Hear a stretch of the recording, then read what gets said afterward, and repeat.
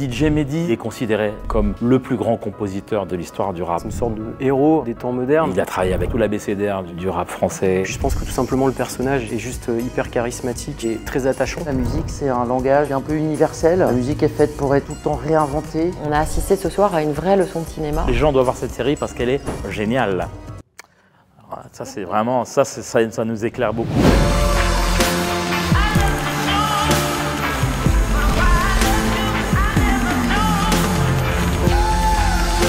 Cet événement là autour de Mehdi, c'est le Shift. C'est un événement qu'on a créé au studio du Rhin. C'est un hub audiovisuel dont le but est quand même de favoriser la création. En tant que producteur, le travail qui a été fait est juste bluffant. Je salue à tout point de vue cette série. Et donc le fait d'avoir Thibaut, cet événement Shift 2, l'idée c'était aussi de pouvoir rendre hommage à cette série en invitant son réal. DJ Mehdi, c'est un DJ compositeur de hip-hop et de musique électronique qui est assez méconnu et considéré comme le plus grand compositeur de l'histoire du rap français. Il a travaillé avec à peu près tout l'abécédaire du rap français, des meilleurs artistes à travers les années. Ambitieux, parfois vicieux, où tu dis que tu peux être le prince de la ville si tu veux. Où tu veux, où tu veux, où tu veux, quand tu veux, quand tu veux. Mon ambition de toute façon dans le fait de réaliser, de produire cette série, c'était d'aller vraiment au-delà de l'hommage. Mais à titre personnel, c'est sûr que c'était se mettre devant le miroir et se dénuder aussi par rapport au deuil, c'est sûr. DJ Mehdi, c'était également mon meilleur ami.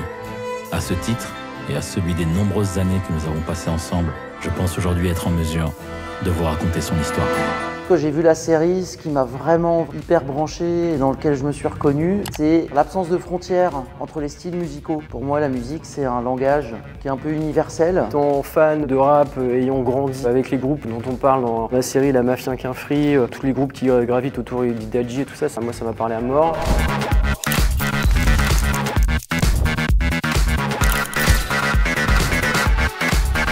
En tant que producteur, la série documentaire, pour moi, est une masterclass. Autant d'un point de vue formel que sur le fond, le rendu est dingue. Entre le premier clap de tournage et la fin du montage des 6 épisodes qui sont donc 6 films, il y a eu 2 ans et demi. Donc l'exécution finale a pris finalement très peu de temps, mais la prépa a pris énormément de temps.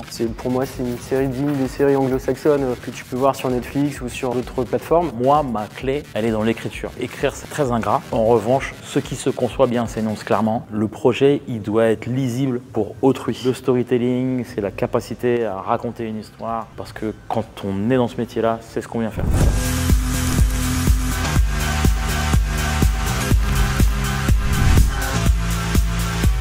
En fait, on a quand même un réal qui fait partie, à mon avis, des meilleurs réals de documentaires français actuels, qui vient présenter son travail. La programmation de cette soirée est exceptionnelle avec la web-série sur DJ Mehdi. C'est important pour les élèves aspirants, techniciens ou réalisateurs dans l'audiovisuel, de pouvoir assister à ce genre de démonstration de cinéma. Évidemment qu'on s'intéresse aux étudiants, ça fait partie de notre ADN de transmettre. Il y a beaucoup de choses à raconter, des choses intéressantes, et pouvoir les partager avec des étudiants, pour moi, c'est hyper important, quoi. On a assisté ce soir à une vraie leçon de cinéma. C'est un réalisateur très reconnu et c'est toujours important de pouvoir s'inspirer de gens qui ont beaucoup de talent.